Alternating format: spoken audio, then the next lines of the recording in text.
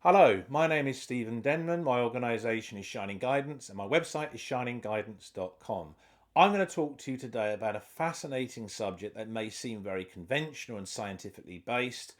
and that subject is nuclear testing. Now, although on the surface it does seem very boring, conventional, actually, behind the scenes, nuclear tests historically have actually been used as a form of occult ritualism by the hidden hand, who are also known as the cabal or the elites, and their secret society networks that includes higher degree Scottish Rite Freemasonry and York Rite Freemasonry. Now, we know that the hidden hand or the cabal or the elites and their secret society networks are fascinated with occult ritualism. They have a great interest, therefore, in the darker and the more subversive aspects of, shall we say, Western occultism and Eastern occultism. We can also include ceremonial magic and witchcraft in that area of research as well. Now, I'm going to talk about two Pacific nuclear tests that took place that were key events that allowed the elites to actually create distortions in the electromagnetic frequencies of geomagnetic ley lines in a Pacific area over the Pacific Ocean.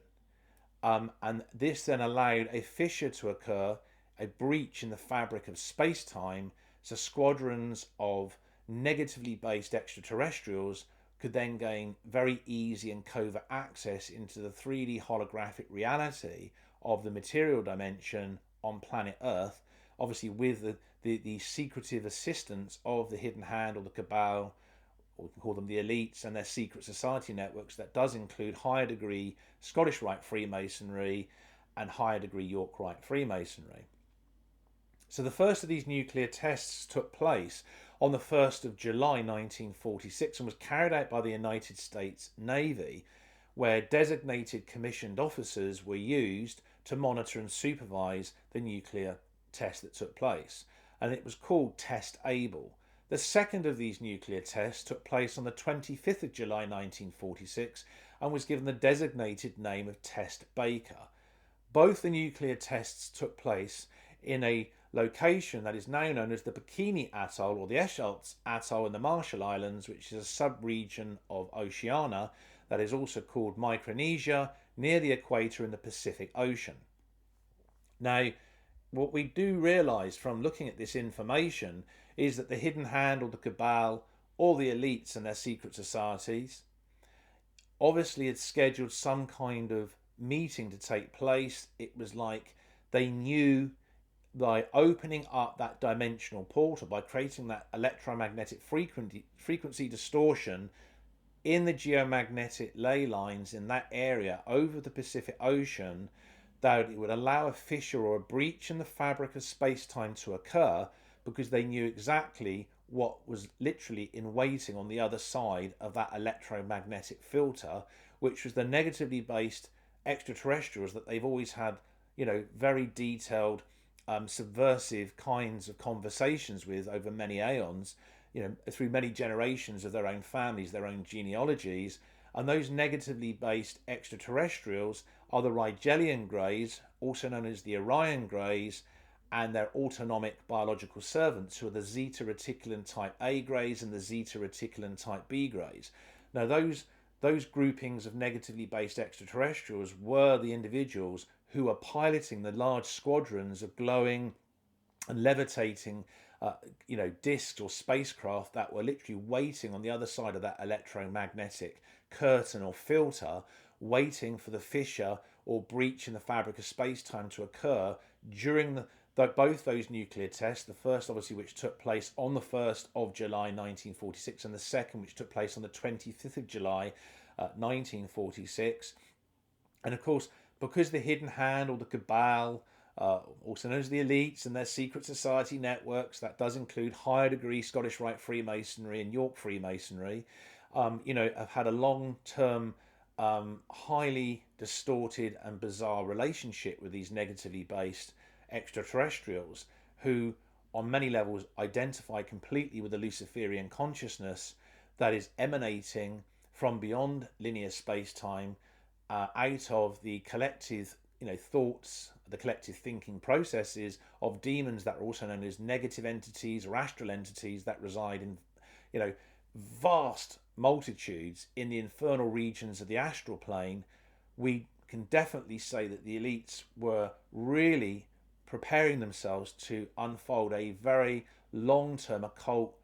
ritual that would involve a lot of communication on a secretive and covert level with these negatively based extraterrestrials that are called the Rigelian Greys, that are also known as the Orion Greys, and to a lesser extent develop some kind of geopolitical and occultic based relationship with the autonomic biological servants that were genetically created by the Rigelian Greys, also known as the Orion Greys, which are called the Zeta Reticulan type A Greys and the Zeta Reticulan type B Greys. So, although those two nuclear tests were the most important that took place in the coral reef known as Bikini Atoll or the Echelts Atoll, there were in total actually 23 Pacific and very important nuclear tests that did take place all the way from the 1st of July 1946 to the 18th of August 1958. But I think the first two that I've already really discussed in detail,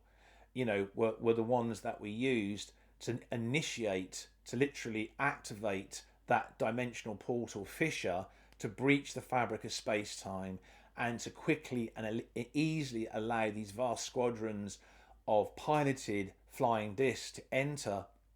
the airspace of planet Earth in a covert and very remote aquatic location above the Pacific Ocean. So you have to question, why would the Hidden Hand or the Cabal or the elites and their secret society networks be so insanely obsessed and driven to maintain and increase their relationship with such horrendous, negatively based extraterrestrials such as the Rigelian Greys that are also known as the Orion Greys, and their autonomic biological servants who are the Zeta Reticulan type A Greys and the Zeta Reticulan type B Greys? Why? Why would they be so desperate to keep associating with those individuals? And that's because both the negatively based extraterrestrials and the Hidden Hand or the Cabal or the elites, all of them function and identify completely and entirely with the Luciferian consciousness. They don't identify with anything else. All of them reject the divine love and the divine presence of the universal creator of heaven and earth and every eternal parallel dimension, parallel reality and parallel universe forever and ever and ever and ever. They believe that the Luciferian consciousness should be used to subjugate the different thoughts and the emotions that really define human consciousness to constant forms of, subversive enslavement, manipulation and controls. So if we go back to that time and just think carefully, why would the elites be so insanely obsessed with wanting to carry out 23 nuclear weaponry tests, and give specific instructions to the commissioned officers on board the various vessels of the United States Navy to do just that? But then you've got to remember that, in positions of power and influence are those designated, are possibly can be defined as human beings, but you could say they may be hybridized genetically, we just don't know. Individuals that are tasked with rolling out different kind of occultic based agendas for the Hidden Hand, also known as the Cabal or the elites and their secret society networks. So all of those nuclear tests that took place, but especially the first one that took place on the 1st of July 1946, which was known as Test Able, and the second one which took place on the 25th of July 1946, that was known as Test Baker, at the Bikini Atoll or the Echelts Atoll in the Marshall Islands, which is a sub-region of Oceania, which is now known today as Micronesia, near to the equator in the Pacific Ocean, were specifically done with the tutelage and instruction from the various designated individuals behind the scenes that the Hidden Hand or the Cabal or the elites and their secret society networks are tasked with rolling out the agenda. So, for example, during those nuclear tests, the 33rd degree Scottish Rite Freemason and US President known as Harry Ship Truman would have been fully briefed about what was going on in the tests and how successful the inversion and distortion had been in the electromagnetic frequencies of the geomagnetic ley lines that created a dimensional vortice there, in terms of opening up a fissure in the fabric of space-time to allow these squadrons of negatively based extraterrestrials, who are the Rigelian Greys, also known as the Orion Greys, and their autonomic biological servants, who are the Zeta Reticulan type A Greys and the Zeta Reticulan type B Greys, to pilot their glowing and levitating discs that had either been residing in an alternate universe, or perhaps they'd been residing in some part of the infernal regions of the astral plane on a temporary basis. But what we do know is that the 33rd degree Scottish Rite Freemason US President Harry Ship Truman was covertly and fully briefed about this. And this briefing took place with the last cabinet designated United States Secretary of the Navy and the first United States Secretary of Defense, who was known as James Vincent Forrestal, who himself was also a 33rd degree Scottish Rite Freemason. So both those individuals were very interested behind the scenes in the more subversive aspects of Western occultism and Eastern occultism and ceremonial magic and witchcraft, but on the surface were just seen as, federally based politicians and carrying out governmental policy and best governance for all and citizens and of the world, citizens of the United States of America, citizens perhaps on some level in Canada. But those two Pacific nuclear tests, the first being on the 1st of July 1946, the second being on the 25th of July 1946, were both coined together as Operation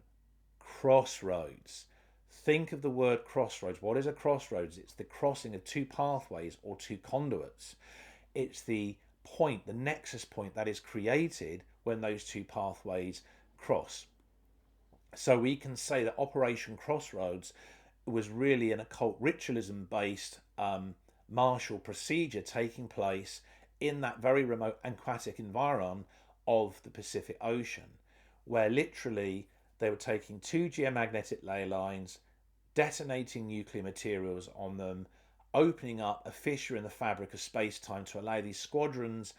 of flying and glowing discs to come through that were piloted by these negatively based extraterrestrials known as the Rigelian Greys, and also known as the Orion Greys, and their servants known as the Zeta Reticulan type A Greys and the Zeta Reticulan type B Greys. For what purpose, we will probably never know, but we know it's connected to the more subversive aspects of Western occultism and Eastern occultism and so forth. But think of it, Operation Crossroads. You can also take the word crossroads and think, well, they were crossing both the pathway of the more slower and more condensed vibrations of the 3D holographic reality of this material dimension on planet Earth with the much faster or super fast vibratory rates of the 4D holographic reality of the astral plane. So again, about creating dimensional access, portals, openings, fissures, and therefore breaches in the electromagnetic fabric of space-time. That's all these elites have been doing for a very long time, is messing around with things on this planet in different ways. Now, what is interesting to note is that, all of these tests while they were going, remember there was 23 nuclear tests that were taking place in that Pacific location of the Pacific Ocean, was that on the 24th of June 1947, the very famous American businessman and successful aviator who is known as Kenneth Albert Arnold sighted 9 glowing and flying discs that were literally cruising at speed in a tandem fashion as a small squadron over Mount Rainier in Washington state. Now this is in the Pacific Northwest of the United States of America. So this event, as I said, took place on the 24th of June 1947. And if you think about it, that's not really that much time after the first and second of these nuclear tests were taking place. And after his alleged sighting of these glowing and flying discs that were cruising in tandem over Mount Rainier in Washington state in the Pacific Northwest of the United States of America, he spent many years writing and speaking on a public level about the topic because he was so fascinated and so enamored by what he had observed on that day. So interestingly, actual timeline connections there. We have to also remember that less than a month later, on the 5th of July 1947, we had what has famously become the Roswell incident. Now, what took place was an extraterrestrial piloted craft was actually hit by lightning during a huge electrical storm over an arid and remote region that was near to the village of Corona, which is in Lincoln County in New Mexico. And commissioned officers of the United States Army Air Force, or the USAAF, from Roswell Army Airfield, that is now known as Walker Air Force Base in New Mexico, were tasked with retrieving the very unusual aviation-based materials that were scattered in the arid, very deserted and remote region just outside the village of Corona in Lincoln County, New Mexico, on the 5th of July 1947. Now, the local rancher who first actually witnessed the remains of the